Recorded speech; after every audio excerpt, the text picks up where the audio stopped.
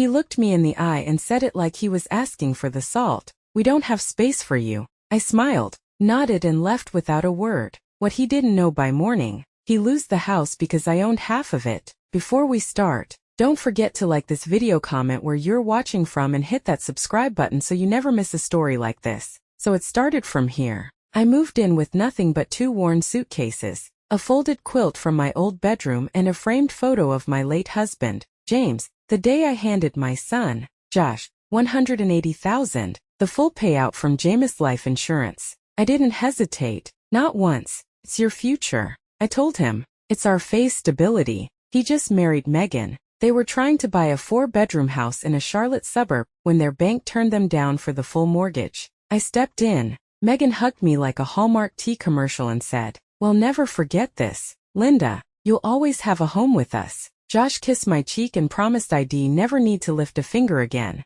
The house was modern, sterile, echoey white walls, gray floors, a kitchen that looked like it had never seen a burnt pan. My room was downstairs, technically the guest suite. No closet, a twin bed, half bath, no shower. Still, I didn't complain. I was just happy to hear people in the mornings again. Josh made me coffee the first few days. Megan taught me how to use their Wi-Fi thermostat, though she huffed every time I needed help. We had dinner together once. By the second week, I started hearing things, passive-aggressive things. Megan joking to friends that she lived with 2 kids and a grandma. Josh groaning when I asked if I could put up a shelf in the laundry room. Then came the little changes. The upstairs fridge got a padlock. Megan said it was because she was meal prepping. Josh moved the modem to the upstairs office. My Netflix stopped working for 3 days. One night, I overheard Megan on the phone in the kitchen saying, "She's sweet, but we need our own life. This isn't sustainable." I kept quiet. I kept cooking, folding towels, wiping counters. I gave them space. I smiled when Megan brought up turning the downstairs den into a nursery someday soon. But then I heard it. I was walking toward the kitchen one morning to make tea when I caught Josh's voice from around the corner. "She won't leave if we keep being nice. We've got to push her out without a fight." Megan's reply was sharper. "She won't sign her share over unless she feels unwanted. Make it uncomfortable. She leave herself." I stood there frozen, staring at the wallpaper that I helped pick out 6 days earlier. My son, my only son, was scheming to force me out for a nursery for more space, for convenience. That evening, I made chicken Alfredo, Josh's favorite. Neither of them came to the table. Megan said she already ate. Josh mumbled something about work and stayed upstairs. I sat alone and ate slowly, thinking about how I had raised him. Soccer games, lost teeth, emergency room trips, sat tutors. I tucked every birthday card he ever drawn me into a shoebox I still carried in my suitcase. And now I was an obstacle, a calculation. The next morning I was washing strawberries when Megan walked in, arms folded, face carefully blank. "Linda," she said, "we think it's time you looked for something more permanent. Just your own space. You know, for your comfort for hours." Josh entered a moment later, sipping coffee like nothing was happening. "We don't have space for you anymore, Mom," he said. "You need to go just like that." I wiped my hands on a dish towel, turned to face them both and smiled. Not wide, not fake, just still okay. I said, "I'll be out by tonight." Megan blinked. Josh nodded like he just completed a work task. "Thanks, Mom," he said, already turning away. I went to my room and packed everything. I had my clothes, James' photo, paperback I never finished, and a red folder I kept buried at the bottom of my suitcase. The house deed. My name sat next to Josh's 49 co-owner. I didn't say goodbye. I ordered a cab and left without looking back. But I knew something they didn't. That house was no longer just their dream. It was also their ticking time bomb. And I had just lit the fuse. The cab ride to the extended stay motel was quiet. I sat in the back seat, holding that red folder like it was a newborn baby, hands clenched so tight the corner left an imprint on my palm. I booked the room a week earlier, not because I expected to need it, because something inside me had whispered, "Be ready." The motel was clean but sad. Faded carpet, a lamp that flickered if you touched it wrong, the smell of fried onions buried in the wallpaper. I paid cash for 3 nights and declined housekeeping. I didn't want anyone seeing what little I had that night. I laid on the stiff bed with the TV on mute and stared at the ceiling while holding the deed on my chest like a shield. I wasn't mad. I wasn't even surprised. But I was done. The next morning, I used the motel printer to make 5 copies of the deed. 1 for me, 1 for a lawyer if it came to that, and 3 in case I needed to hand proof to anyone who doubted I still had power. I was halfway through my second cup of diner coffee when the call came. Unknown number. I almost ignored it, but something in me said, "Pick up, Miss Carter." The voice said, "My name's Brad. I'm with Carolina, Private Lending. You're listed as a co-owner of a property at 124 Grayson Park Drive." My heart slowed. "Yes," I said cautiously. "Is there a problem?" Brad cleared his throat. "There's been a default. Your son,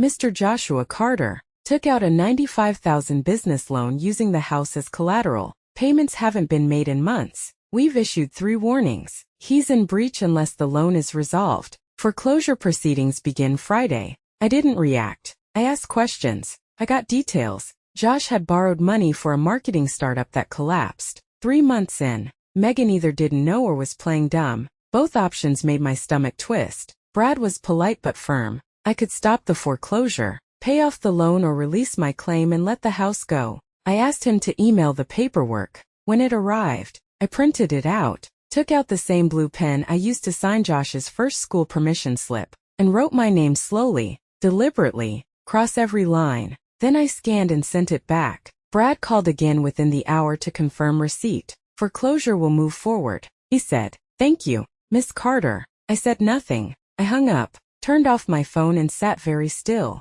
Josh was about to learn what it felt like to be left without warning. I didn't tell anyone. I didn't post a thing. I didn't cry or call my sister or vent in a church group. I just sat in that motel room and listened to the silence I had been denied for years. Later that afternoon, I walked 2 blocks to a tiny grocery store and bought peanut butter crackers, instant coffee and a small bottle of wine. That night, I toasted myself, not for revenge, not for victory, for finally realizing I was never going to be treated like family again, so I might as well start treating myself like a person who mattered. J00 AM. The next morning, my phone vibrated with a message from Josh. "Did you cancel something with the house? We just got a weird letter from a lender." I didn't answer. 3 hours later, a second text. "There's a notice on the door. Call me." Still, I said nothing. 3:17 p.m. Megan tried. "Linda, please, we're confused. Just tell us what's going on."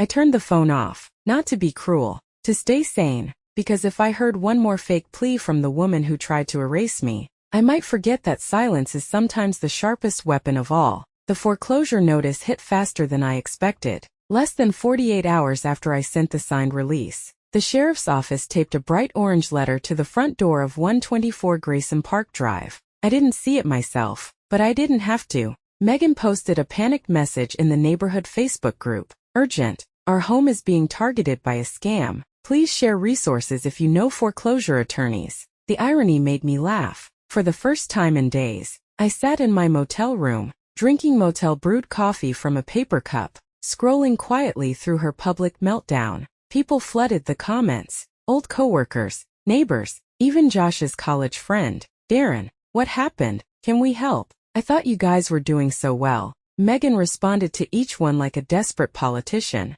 never quite answering anything directly, just spinning it into vague hardship. "We're being betrayed by someone we trusted," she wrote. "Someone who should have protected us." That was when it shifted from comedy to something darker, because within hours I started getting texts from people I hadn't spoken to in years. My cousin Sharon, a woman from church, my late husband's sister, all of them asking the same thing. "Linda, what's going on?" Megan had framed it like I had betrayed them, that ID somehow sabotaged their home out of bitterness. She didn't mention the money I gave, or the way they forced me out, or the loan Josh took behind my back. She simply played the victim. And Josh, he doubled down. He posted an old photo of us, me and him when he was 5, eating ice cream in a parking lot, and captioned it, "It's hard when the people who raised you end up turning on you." No names, no tags, just pure manipulation. But I knew who it was for. The relatives, the mutuals, the people on the edges of the story who fill in the blanks with their own guilt and shame and assumptions. I was being erased in real time. I thought about defending myself, thought about posting the deed, the proof of the loan, the text, but then I remembered what my father used to say. "Don't fight people rolling in the mud. You'll only get dirty and they enjoy it." So I stayed silent until the call came. It was from the sheriff's department. A polite man named Officer Reeves. "Miss Carter," he said, "just a courtesy call. There will be a formal lockout scheduled at the Grayson Park address this Friday at 10:00 a.m. You're not required to be present since you've already signed off, but we wanted to notify you as a listed party." I thanked him. I didn't ask for details, but that night I couldn't sleep. I kept picturing it. Josh stumbling to the door in sweatpants, Megan crying on the porch, their things in garbage bags on the lawn, and still I didn't feel satisfaction, just stillness. They'd chosen this, every step of it. Friday came and I didn't go anywhere. I stayed in my room, made oatmeal on the motel microwave and waited. 10:42 a.m. My phone buzzed. No caller ID. Voicemail only. I listened once, then again. Josh's voice low and furious. "I don't know what you did, but we're out. Gone. You ruined us. Mom, I hope you're happy." That was it. No apology. No regret. Just blame. Like I had tripped a wire they planted themselves. At noon, Megan sent a longer message. "Linda, if you wanted to hurt us, congrats. We're being evicted. I just hope you sleep well tonight. You've destroyed your family." That word "your" clung to me all day as if it wasn't theirs too. As if I had no right to walk away from people who used me like a step stool. I turned off the phone, walked to the corner store and bought a notebook. On the first page I wrote today, "They lost everything and I found my silence." I sat down on the motel bed, turned to a fresh page and kept writing. They didn't stay quiet for long. 2 days after the lockout, Megan posted a full breakdown on Instagram. 10 slides, pastel background, cursive text overlay titled "When Family Betrays You." Each frame told a carefully crafted version of the truth. They had opened their home out of love and generosity, taken in a grieving elderly parent, and were blindsided by legal trickery and manipulation. She called it elder abuse. The comments were brutal. Dozens of people who didn't know me piled on. Some people just want to control their kids forever. "This is why boundaries matter. You're so strong. Megan, sending love." I kept scrolling until I found Josh's comment. "You did everything right. You protected our future." She chose destruction. I stared at that one for a long time, not because it hurt, but because I couldn't believe he could lie that easily. There was a time he would have cried if I so much as scolded him for breaking a plate. Now he was painting me as a monster to strangers on the internet. Still, I said nothing. I didn't respond, but it wasn't over. Not even close. The next morning, I woke up to a knock on the motel door. I didn't move right away. I've lived long enough to know hesitation is sometimes protection. After a second knock, I opened it just an inch. It was a woman, mid-50s, vaguely familiar. "Linda Carter," she asked. "You probably don't remember me. I'm Doreen. I work with the City Housing Board. I saw some posts. I just wanted to hear your side." I blinked, then nodded. We sat in the motel lobby with lukewarm coffee and a vending machine humming nearby while I walked her through everything. Every dollar, every dinner, every insult I swallowed. She didn't take notes. She just listened. "I'm not press," she said. "I'm just tired of good people getting smeared by influencers with matching throw pillows." When she left, she gave me her card. "If you need help finding permanent housing, let me know. I have strings I can pull." It was the first kindness I'd felt in weeks. That night, I opened my email subject line "Request for interview, Charlotte Local Magazine." I closed the laptop without reading the rest. I wasn't ready to tell my story on their terms. Not yet. But I did forward it to myself with the subject changed. "Hold on to this." That week, Megan doubled down. She posted a TikTok video standing in front of a Y'all Ul mascara running baby bump visible, holding a cardboard sign that said, "Evicted by my mother-in-law." It got nearly 80,000 views in 2 days. People in the comments tagged news stations. One woman offered to start a GoFundMe, and then out of nowhere, my old church pastor texted me, "Linda, what is going on? Can I call you?" That was the final straw. I pulled up the deed. I pulled up the bank statement showing my transfer. I pulled up the email from Brad confirming foreclosure. I took screenshots of Megan's text. "Once she's gone, we can finally plan the nursery." Then I sent it all to the pastor, to my cousins, to the church ladies group chat. Megan still hadn't left. I didn't add commentary, just proof. 5 minutes later, my niece replied, "Oh, so she lied to everyone." Then silence. No one defended her. No one said a word. But I knew they saw it. I knew the thread had broken. Later that night, I got a new message. It was from Josh. Please call me. Just talk to me 10 minutes later. I know things got bad, but you're still my mom. I didn't reply, not because I hated him, but because some bridges don't burn all at once. Some crumble piece by piece. Every time someone you love decides you're disposable. I stared at the phone for a long time before locking it and sliding it into the drawer. Then I lay down on the motel bed and whispered into the silence. Still your mom, but not your fool. And for the first time, I slept 8 hours without waking up. Once, it started with a bouquet of flowers, white lilies, the kind Josh used to bring home from the grocery store when he was a teenager. Trying to apologize for denting the car or flunking a quiz, they were sitting outside the motel door in a cheap glass vase with a note that read, "Let's talk,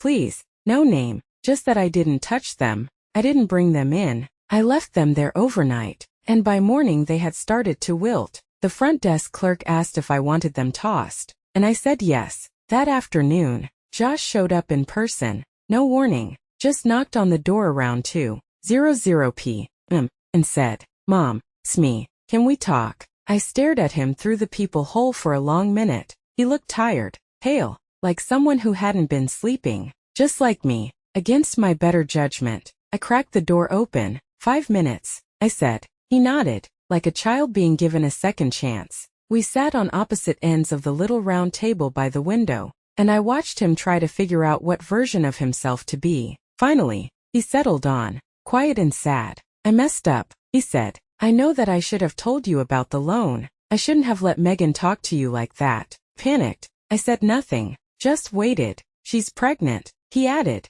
as if that explained everything. We were scared. I looked at him, then really looked, and for a split second I saw the boy who used to cry when I left for night shifts. But he wasn't that boy anymore. He was a man who had thrown me out of my own investment and painted me as the villain online. "I didn't come to argue," he said. "Just I was wondering if you'd be willing to sign a document. Nothing big, just something to help us negotiate with the lender to get back on track." That was the moment my gut screamed. He hadn't changed. He hadn't come for peace. He came because he still thought I was a lever he could pull when things got desperate. "Show me," I said. He hesitated, then pulled out a manila folder and handed me the paper. I read it once, then again. It wasn't just a consent form. It was a partial power of attorney disguised in legal jargon that would give him limited access to manage the foreclosure proceedings, which meant bank accounts, which meant my retirement fund. I set the paper down. "Get out," I said. He blinked Mom out. He stood slowly, like he thought he could salvage the moment with one more line. "We're going to lose the baby's future, Mom." I looked him dead in the eye. "You already did." He left without another word. I locked the door behind him and stood there until my hands stopped shaking. Then I called the motel front desk and asked to be moved to a new room, different floor, different hallway. They didn't ask why I packed everything in 15 minutes and changed rooms before dinner. I blocked Josh's number that night, not because I was angry, but because I had to protect myself from the part of me that still wanted to believe he meant it when he said he messed up. The next morning, I walked to the housing board office and handed Doreen the card she'd given me. She looked up from her desk and smiled like Shabine, expecting me. "I want to move on," I told her. "Not just from them, from all of it." She didn't say, "I'm proud of you" or "You're doing the right thing." She just slid a folder across the table labeled Senior Housing Coastal Options, and on the first page was a 2-bedroom condo near Wilmington with a porch, an ocean access and a rent I could afford with my pension. I circled it. "This one," I said. That evening I received one last email, this time from Megan. No emojis, no hashtags, just a short raw message that read, "I don't know what we're supposed to do now. We have nothing. I know you hate me, but think of the baby." I stared at the screen for a long time, feeling the heat of those words press against my ribs. Then I closed the laptop, made myself a cup of tea and watched the sun dip behind the motel parking lot. I didn't reply. Not yet, because what I was planning next wasn't a response. It was a reckoning. 3 days passed with no word. Then at 7:42 p.m. on a Sunday, there was a knock. I was in pajama pants halfway through a cup of peppermint tea when I looked through the peephole and saw her Megan, hair messier than usual, holding a bundled-up infant in a soft pink blanket, and a diaper bag slung over her shoulder like a peace offering. I didn't open the door.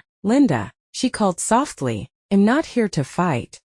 We don't know what to do anymore. Josh is falling apart. We got kicked out of the rental we found. They said we failed a credit check. Please can I come in? I cracked the door 2 inches. Her makeup was smudged and her eyes were red. The baby, a girl I realized, stirred slightly and let out a soft, fussy squeak. Megan rocked her gently. Her name's Emily, she whispered. She's yours too. Don't shut us out. That part hit harder than I expected. I hadn't known the baby's name. I hadn't wanted to. I opened the door and let her in. She stepped inside slowly, like a guest who wasn't sure of the rules. She glanced around the tiny room and gave a tired smile. You still like it cold in here? Huh. I didn't respond. She sat down carefully on the edge of the motel bed, bouncing Emily gently. We really screwed up, she said. I said things I didn't mean. We were stressed, scared. I nodded, not because I forgave her, but because I wanted her to keep talking. Josh is too proud to admit it, she went on. But he's drowning. We both are. Our bank accounts are frozen. We owe over 10 grand in late fees and penalties. Our phones are on borrowed time, and I don't know where we go from here. I watched her the whole time, watched her lower lip quiver, watched her blink too fast when she talked about how lonely it felt to be in a world that had moved on without them. Then I noticed it, the brand tag still hanging from the diaper bag. I leaned closer and saw the logo, Posh Baby. A designer line I recognized from a catalog in the motel lobby. Retail price over $900. That's new, I said, pointing. Megan hesitated. It was a gift, she said too quickly from a friend. I said nothing, just stood up slowly and walked to the window. From there, I could see a rental car idling by the curb. A black SUV, not cheap, not broken down, not desperate. You came here to get something, I said. She flinched. I came here to ask for help. No, corrected. You came here to film something. I turned around fast. Where is it? She stood up. What are you talking about? Your phone, your purse, whatever it is. I saw it in the bag pocket when you sat down recording this. Her lips parted, then closed. We just wanted proof, she said quietly, in case you tried to twist things. I stared at her for what felt like a full minute. Get out, I said. Linda, now I open the door and take the gift shop baby bag with you. She didn't move, so I stepped forward closer than I've ever been to her in anger. Let me be clear, Megan, I'm not your storyline, I'm not your villain, and I sure as hell am not your ATM. Get out of my room before I call the police. She picked up Emily slowly, clutching her close. She's your granddaughter. No, I said, she's your child. Raise her better than you. Treat people. Megan stepped out back stiff. She walked to the car and climbed in, and within seconds they drove off. I closed the door, locked it and sat on the bed without moving. For a long time, my hands were shaking again, but it wasn't fear. It was adrenaline, because I knew what had just happened. Megan had come to bait me into saying something cruel on camera, something they could cut, edit, post online, turn into sympathy clicks, and I hadn't given it to her. I had stayed calm, but I wasn't finished. The next day, I went to the courthouse and filed for a temporary restraining order. I included everything, the text, the attempted manipulation, the visit. I even printed a screenshot of the diaper bag's retail price. The clerk barely blinked. You're not the first, she said. You won't be the last. That night, I returned to my room, opened my notebook and wrote a single sentence. They brought a baby to play victim. I brought receipts. Then I turned the page and started listing names. People I trusted, people I didn't, people I owed nothing to anymore. Because the next time they came for me, I'd be ready and they wouldn't see it coming. The restraining order came through 2 days later.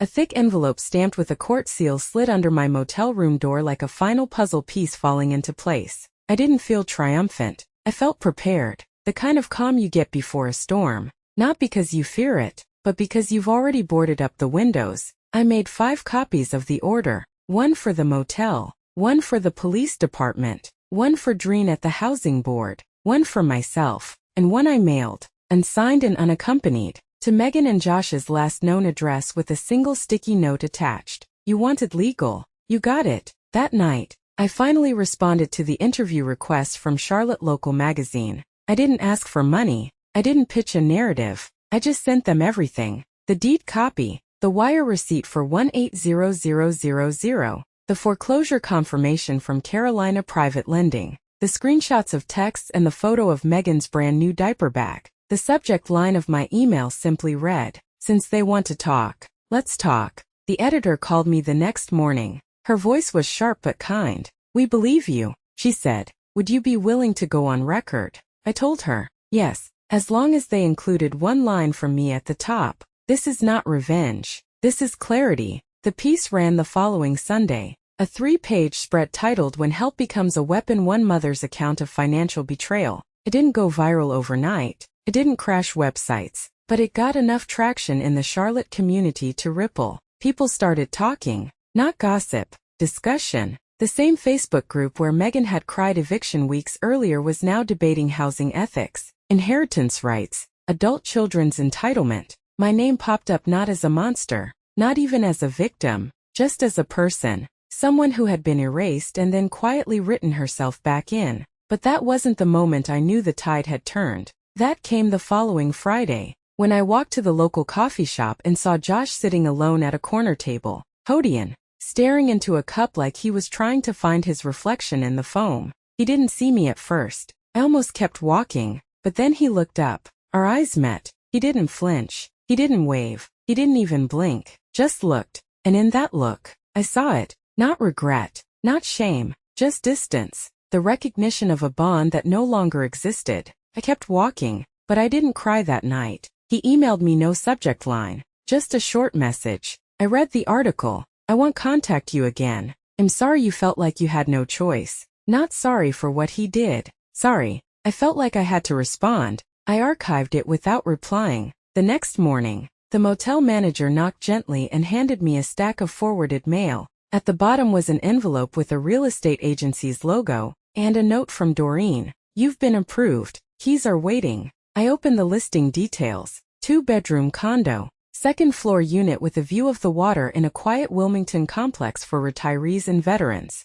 Move-in date next Friday. Rent just under budget. I stood there holding the paper and realized I'd stopped checking over my shoulder for knocks. Stopped flinching at unknown numbers. Stopped doubting my right to exist without apology. Later that evening, I updated my will. Removed Josh's name. Allocated everything to be split evenly between a local domestic abuse shelter, a literacy program, and the animal rescue I used to volunteer for. Then I wrote one last email to my lawyer with instructions. If he ever challenges this, send them everything. All of it publicly. I didn't wait for a reply. I knew he would handle it. The final text came that weekend from a number I didn't recognize, but immediately knew it was Meghan. Just 4 words. "We lost everything. Congrats." I read it once, then deleted it. No reply. No reaction. Nothing left to say. I spent the evening packing my things for the final time, not because I was running, but because I had finally stopped. They started this story by saying there was no space for me.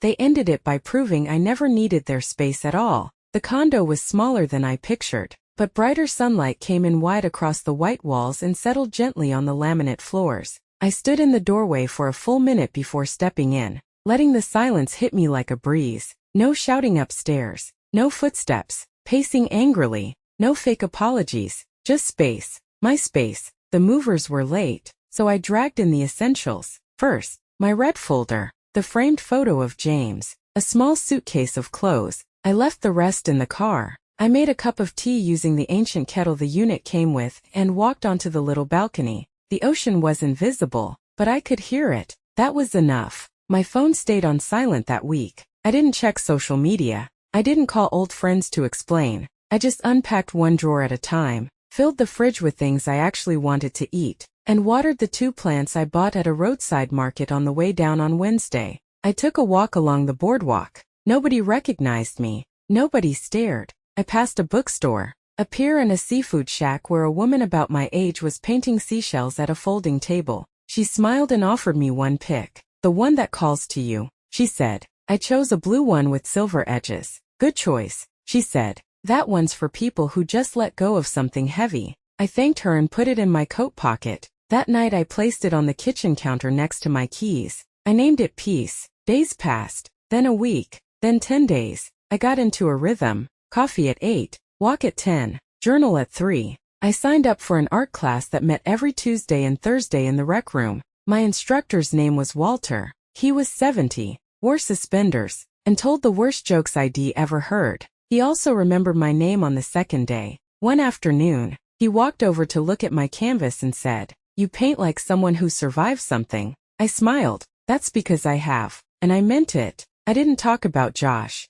Not to him. Not to anyone in the class. The past was a sealed drawer. I had no interest in reopening it until the letter came. It was handwritten in Josh's messy script, postmarked from a PO box outside of Charlotte. No return address. Inside were 4 lines. "I know I can't undo what I did. I don't expect anything from you. I just want you to know I'm trying." I named her Emily Linda Carter. I read it twice, then folded it and placed it in the same drawer where I kept the deed now void. I didn't cry. I didn't smile. I just let the words sit. Later that evening, I took a walk to the beach. I stood barefoot in the sand and listened to the waves. For over an hour, I thought about the girl named after me, about the man who used to be my son, about the boy who once brought me flowers from the neighbor's yard and cried when I called them stolen. He was gone, but somewhere out there, maybe someone better was being born from what he ruined. And that, I decided, wasn't my burden anymore. I turned and walked home.